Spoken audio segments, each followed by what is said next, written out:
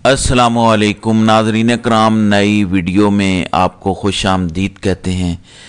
पिछले 2 सालों में जो कुछ पाकिस्तान के अदालती निज़ाम में हुआ वो पाकिस्तान की अदालती तारीख़ में पहले कभी नहीं हुआ। जिस तरह पाकिस्तान के अदालती निज़ाम को तबाह किया गया ये कभी किसी ने सोचा नहीं था। अब पिछले चंद घंटों में पाकिस्तान की अदालती तारीख में एक और वाक़या हुआ जो अपनी नौइयत का एक मुनफरिद वाक़या था। कल इस्लामाबाद हाई कोर्ट में 3 जजेस को इंपोर्ट किया गया और जिस तरह आईन और कानून की धज्जियां उड़ाई गईं ये भी एक अनोखा वाक़या था। कल इस्लामाबाद हाई कोर्ट में 3 जजेस को इंपोर्ट किया गया और आज उन तीनों जजेस को बड़ा झटका लगा है। इस्लामाबाद हाई कोर्ट के 5 जजेस की जानिब से पहला तगड़ा जवाब आया है। क्या नई फैसला कुन वकला तहरीक शुरू होने जा रही है। ख़बरों की तफसीलात मैं आपको बता देता हूँ। 2 खबरें इस व्लॉग में मैंने आपसे शेयर करनी है। पहली खबर ये कि आप इस निज़ाम की फुर्तियाँ देखें। हफ्ते की शाम वजारत कानून की जानिब से एक नोटिफिकेशन जारी किया गया जिसमें Sindh high court, Lahore high court और बलूचिस्तान हाई कोर्ट के एक जज को इस्लामाबाद हाई कोर्ट में ट्रांसफ़र करने का हुक्म दिया गया। यानी वजारत कानून की जानिब से ये नोटिफिकेशन आया। सब जानते हैं कि इस्लामाबाद हाई कोर्ट में ये इंपोर्ट किए गए जजेस निज़ाम के पसंदीदा जजेस हैं। इनको सिर्फ इस वजह से इस्लामाबाद हाई कोर्ट लाया जा रहा है क्योंकि पीटीआई ख़ास तौर पर खान के जितने भी केसेस और अपीलें हैं वो इस्लामाबाद हाई कोर्ट में चल रही हैं। सुप्रीम कोर्ट को कंट्रोल करने के बाद इस्लामाबाद हाई कोर्ट को फतह करना इस निज़ाम का असल मकसद था। हफ्ते की शाम वजारत कानून ये नोटिस जारी करता है और देखें कि किस तरह पाकिस्तान के अदालती निज़ाम की धज्जियाँ उड़ाई जा रही हैं। तारीख में ये पहली दफ़ा हुआ कि हफ्ते की शाम को वजारत कानून का एक नोटिफिकेशन जारी हुआ। चंद घंटों में ही उनके बेंचेस तक फाइनल कर दिए जाते हैं। यानी अभी वो तमाम तर जजेस अपने अपने सूबों में मौजूद हैं।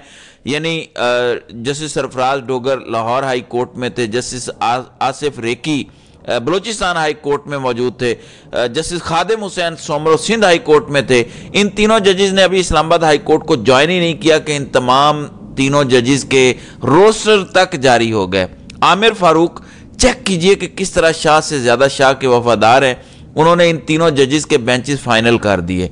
कौन बेंच नंबर 2 में बैठेगा, कौन 3 में बैठेगा, किस जज के सामने कौन सा केस लगाया जाएगा, ये भी पाकिस्तान की अदालती तारीख में पहली दफ़ा हुआ।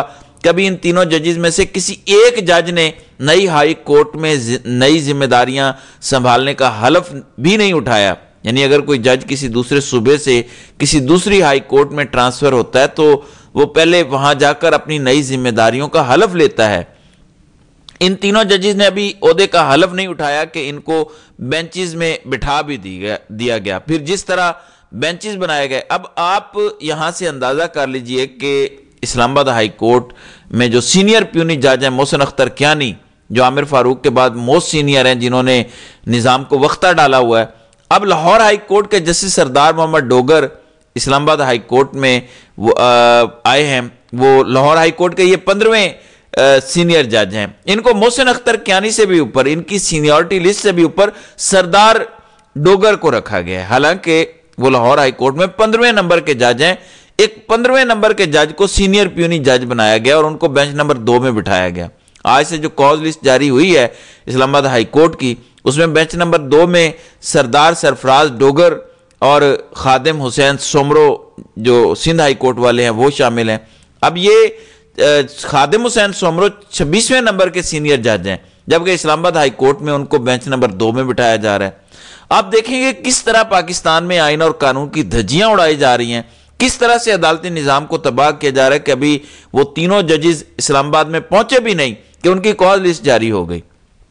ये तमाम तर प्लानिंग पहले से हो चुकी थी। मोहम्मद आसिफ रेकी रात को बलूचिस्तान पहुंचे, खादिम हुसैन सोमरो सिंध से पहुंचे, सरदार सरफराज डोगर लाहौर से पहुंचे और आज से बाकायदा वो अपनी कॉज लिस्ट के मुताबिक अपने बेंचेस की समात शुरू करने जा रहे हैं। यानी एक तरह से इस्लामाबाद हाई कोर्ट को जिस तरह यह निज़ाम कंट्रोल करना चाहता था, छुट्टी के दिन यानी हफ्ते को नोटिफिकेशन आया, एतवार वाले दिन कॉज लिस्ट जारी हुई, पीर वाले दिन वो अपने बेंचेस की समात भी करना शुरू हो गए।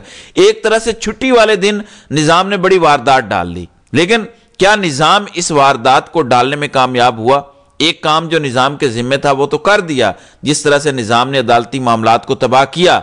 लेकिन क्या इस्लामाबाद हाई कोर्ट के वो 5 जजेस जिन्होंने जुमे वाले दिन याहिया अफरीदी और तमाम हाई कोर्ट्स के चीफ जस्टिस साहिबान को खतूत लिखे जिनमें सवालात उठाए थे कि آپ اسلام آباد ہائی کورٹ میں باہر سے چیف جسٹس نہیں لا سکتے، آپ اسلام آباد ہائی کورٹ میں باہر سے کسی جج کو بھی نہیں لا سکتے، اور اگر آپ ایسا کریں گے تو آپ کو ریزسٹنس کا سامنا کرنا پڑے گا کہ اسلام آباد ہائی کورٹ کے وہ 5 ججز آج اپنے اپنے بینچز میں بیٹھیں گے۔ یہ سب سے بڑا سوال ہے، یہ سب سے امپورٹنٹ ہے کہ کیا وہ 5 ججز کوئی رد عمل دیں گے، یا سپریم کورٹ کے ججز کی طرح جس طرح 26ویں آئینی ترمیم کے بعد بڑی بدقسمتی رہی کہ سپریم کورٹ کے ججز خاموش رہے، اور آج آپ دیکھیں کہ سپریم کورٹ پر پورے نظام کا قبضہ ہے۔ یحییٰ آفریدی کو چیف جسٹس بنا دیا، امین الدین خان کو آئینی بینچ کا سربراہ بنا دیا، تو اسلام آباد ہائی کورٹ کے 5 ججز کیا کرنے جا رہے ہیں؟ اس حوالے سے یہ خبر گردش کر رہی ہے۔ 2 خبریں ہیں، پہلا یہ کہ جو نظام چاہتا ہے کہ اسلام آباد ہائی کورٹ کے وہ 5 ججز جنہوں نے یحییٰ آفریدی کو خط لکھا اس پر اتنا دباؤ ڈالا جائے، جو کچھ پچھلے 2 دنوں میں ہوا، دراصل اسی وجہ سے کیا گیا کہ وہ 5 ججز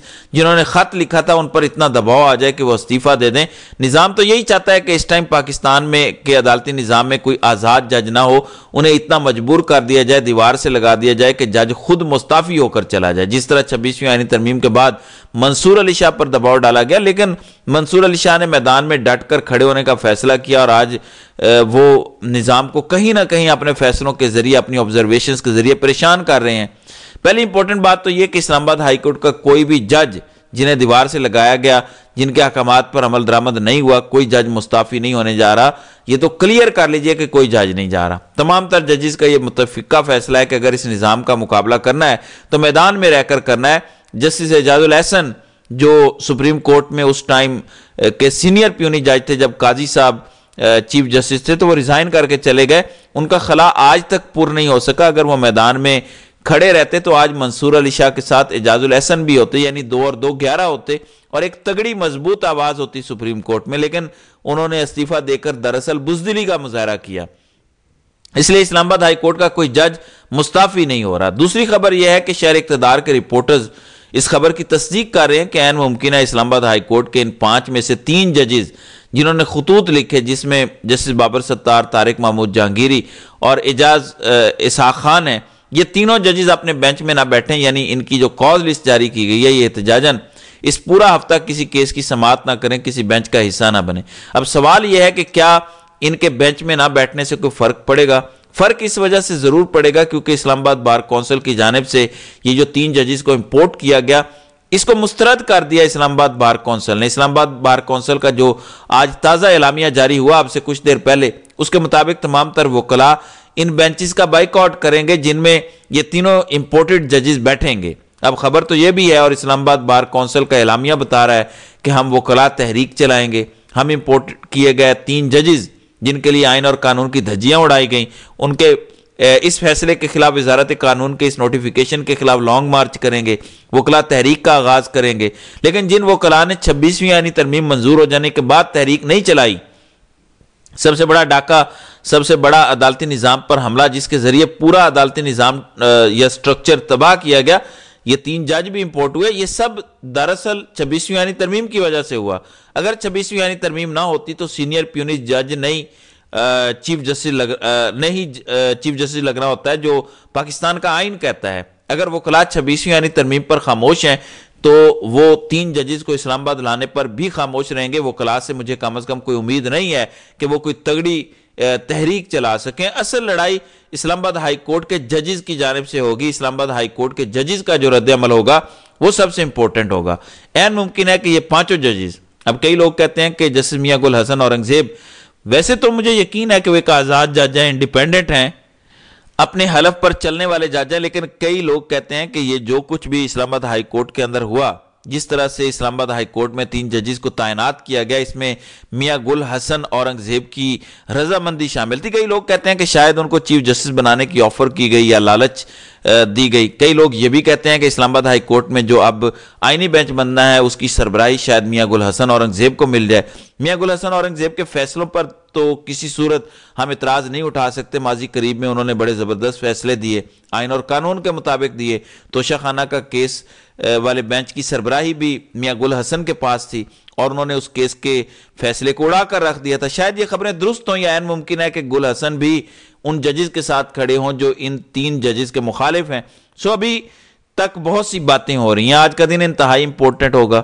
آج اسلام آباد ہائی کورٹ سے بہت بڑی خبریں سننے کو مل سکتی ہیں۔ اب یہ جو تینوں ججز مختلف صوبوں سے اسلام آباد ہائی کورٹ میں آئے ہیں، ان کا حلف ابھی تک تو نہیں ہوا، البتہ بینچز ان کے فائنل ہو چکے، کال لسٹ جاری ہو گئی۔